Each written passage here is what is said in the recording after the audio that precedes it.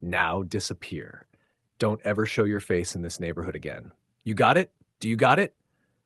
Officer Marcus Thorne leans through the driver's side window, his face red with anger as his voice booms through the quiet street. His hand rests dangerously close to his holster, like he's itching for a reason to pull it. Inside the car, Ethan Reed grips the steering wheel tighter, his knuckles white, his jaw clenched. He stares at the cop in disbelief, his chest rising and falling as his voice cracks out. Yeah, I got it all right. That was the moment Ethan realized this was more than just a traffic stop. This wasn't about a stop sign or a license check or even a so-called routine patrol. This was about power, about intimidation, about reminding him that some men wore a badge not to protect, but to control. And if Ethan hadn't handled himself calmly, that situation could have ended in a very different, very dangerous way. If you believe no one should ever be treated this way, especially by the very people sworn to protect them, then let's stand together. Tap that like button to show support for justice and subscribe so you don't miss powerful true stories like this. And tell us in the comments, where are you watching from right now? Because stories like this don't just happen in one city, they happen everywhere. Now, let's go back to where it all began. Ethan Reed, a black man in his early 30s, was driving peacefully that afternoon, the hum of his silver Mercedes steady on the open road. The sun hung low, painting the sky in soft golds, when suddenly the sharp wail of sirens cut through the calm. His heart skipped as flashing red and blue lights filled his mirrors.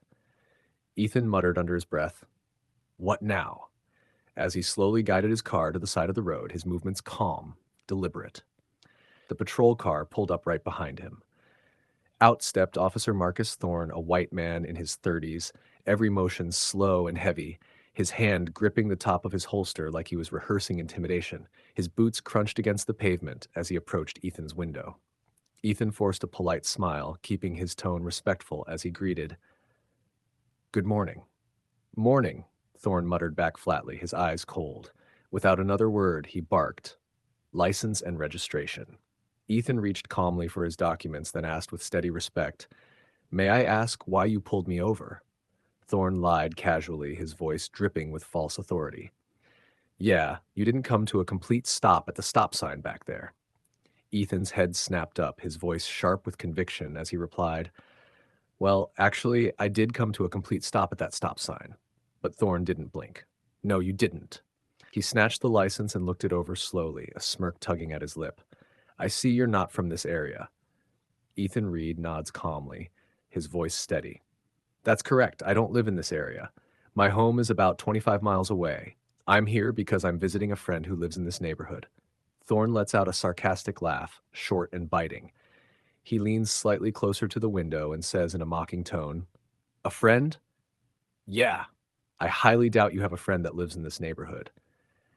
Ethan's eyes narrow, the edge of his patience showing. "Excuse me, what exactly is that supposed to imply?"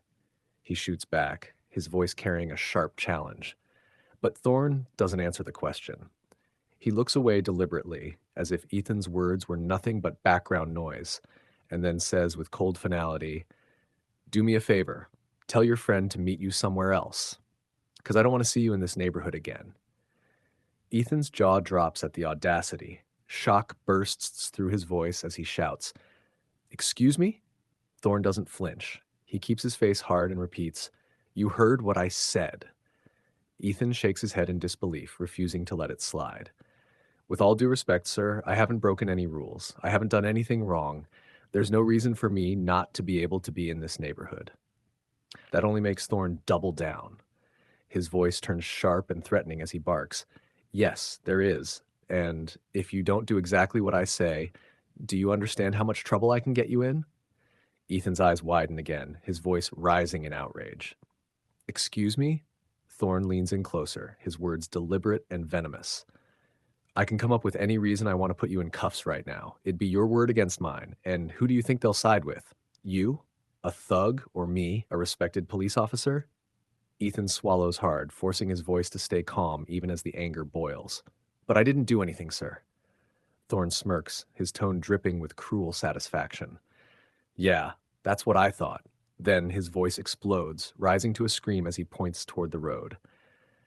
"Now disappear. Don't ever show your face in this neighborhood again. You got it? Do you got it?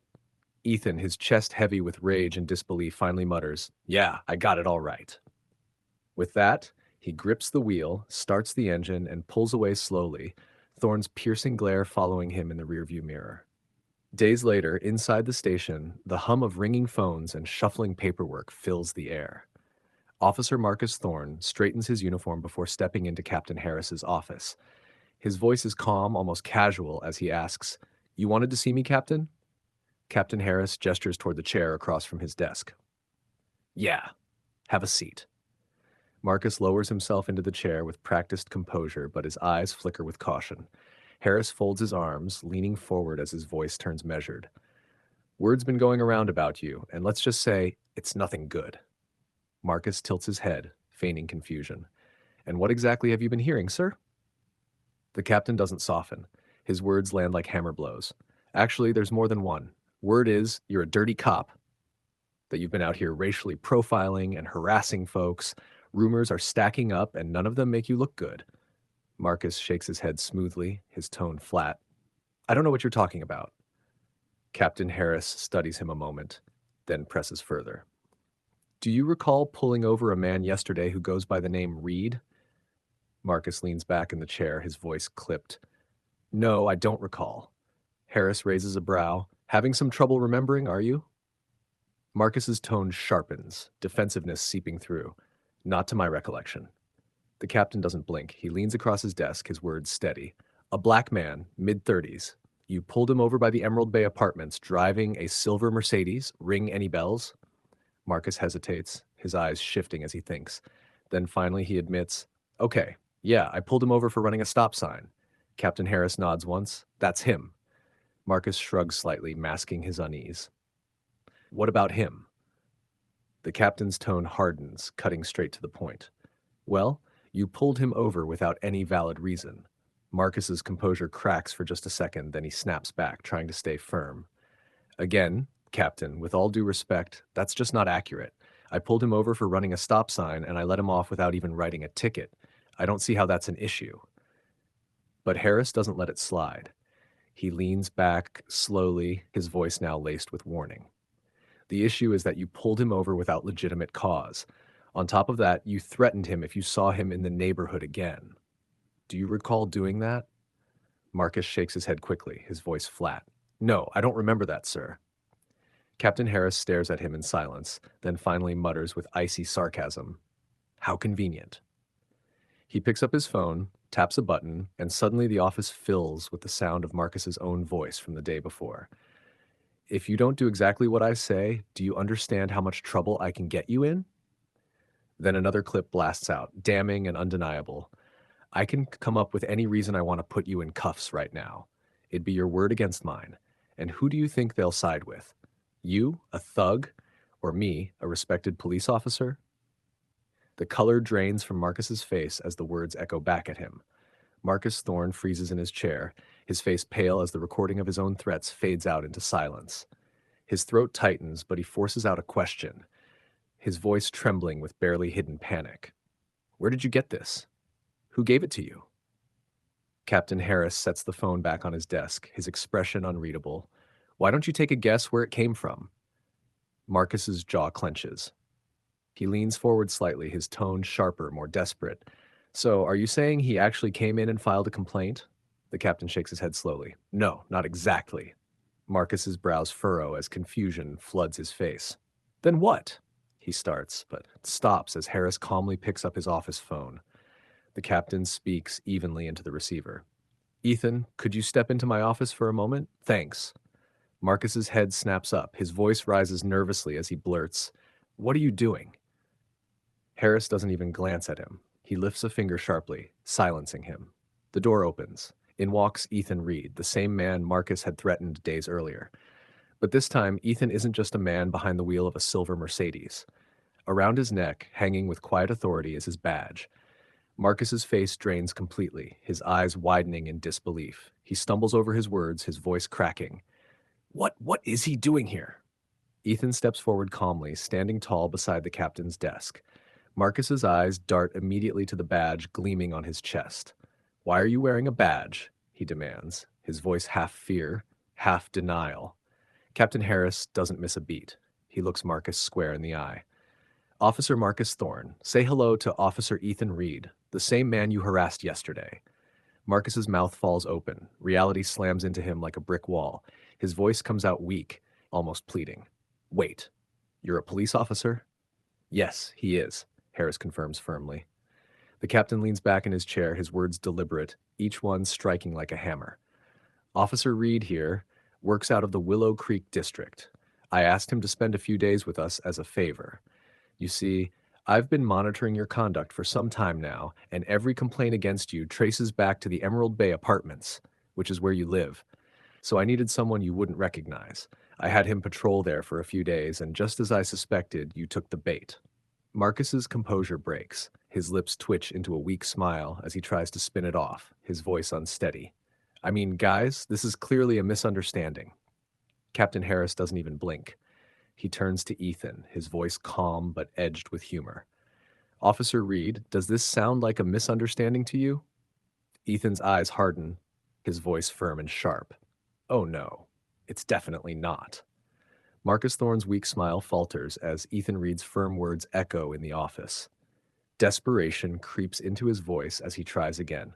Come on, guys. I didn't actually mean it the way it sounded. Honestly, I wasn't being serious. Captain Harris raises an eyebrow, his tone dripping with disbelief. Oh, really? Which part exactly didn't you mean? Was it the part where you claimed you could arrest him on a false charge, or the part where you said no one would believe him over you? Marcus swallows hard, his eyes darting between them. His voice comes out as a defeated mutter. I don't know. Harris leans back in his chair, his voice cold and final. Yeah, that's what I thought. He straightens his shoulders, his words sharp as a blade. Officer Thorne, you are hereby dismissed permanently. The words slam into Marcus like a hammer. He bolts forward in his chair, panic seizing his face. All right, fine. I messed up. I realize I was wrong. I admit it. But you gotta give me one more chance, please. Marcus, the captain says, his voice heavy with authority. Marcus's hands twitch, his voice breaking. Please. Marcus, Harris says again, firm and steady. Captain, Marcus breathes, his voice almost a whisper now, like a child begging. The captain doesn't waver. I'm going to need you to put your gun belt on the desk. Silence hangs in the room like a weight. Marcus stares at him, the reality finally sinking in. Harris turns his gaze toward Ethan and says evenly, Officer Reed, escort him out of the building. Ethan's lips curve into a sharp, satisfied smile. My pleasure, Captain. Slowly, with trembling hands, Marcus Thorne rises from his chair. He unbuckles his gun belt, the heavy leather clinking as he sets it down on the captain's desk. His badge follows, placed neatly beside it, symbols of power that no longer belong to him. Ethan steps closer, his voice calm but firm. Come on, you heard him. Let's go. Come on, let's go. Marcus exhales heavily, his shoulders sagging as he walks toward the door. The officer who once shouted threats on the side of the road now leaves in silence, stripped of authority, stripped of pride, and with every eye in the station knowing exactly what he really was. Justice had finally caught up to him. If you believe justice should always catch up to people who abuse their power, then hit that like button. Make sure you subscribe so you don't miss more stories like this one, real lessons about respect, accountability, and standing up to what's wrong. Tell me in the comments, where are you watching from right now?